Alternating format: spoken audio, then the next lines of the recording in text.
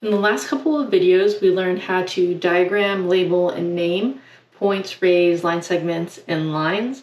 In this video, we're going to focus on looking at several figures here and determining whether each figure fits into the category of a line in geometry. One thing you'll notice is in the previous video, we always had 2 or more points on these types of figures, and that had to do with being able to name the figures. When it comes to categorizing them, all we need to look at is the edges. So does one or both edges have a point and or a arrowhead on them? So that's how we categorize. Let's go ahead and look at the first figure here. So we have a point, a straight path, and a point. So that is not a line, and that would actually be a line segment.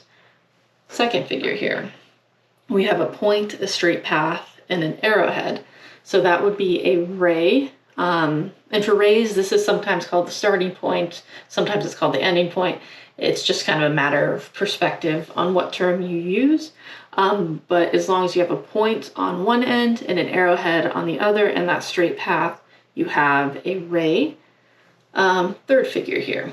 So we have arrowhead, straight path, arrowhead. So this one is a line.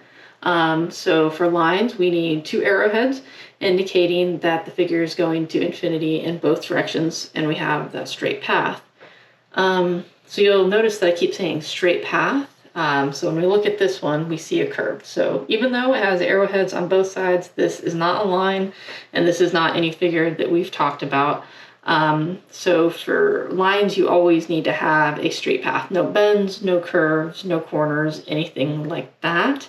So by that definition as well, this also would not be a line. Even though we have 2 straight paths on it, it should only be 1 straight path.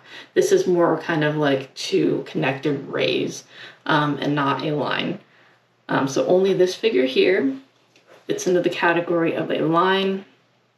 And then needing to be a straight path is also true for line segments and rays. So lines, line segments, rays, all 3 of those, you need to have a perfectly straight path. You can't have any curves, bends, corners, waves, nothing like that. So yeah, those are the main things you need to know to be able to categorize these figures and for making sure you know which ones meet the definition of a line in geometry. In the next video, we're going to learn about the terms collinear and coplanar.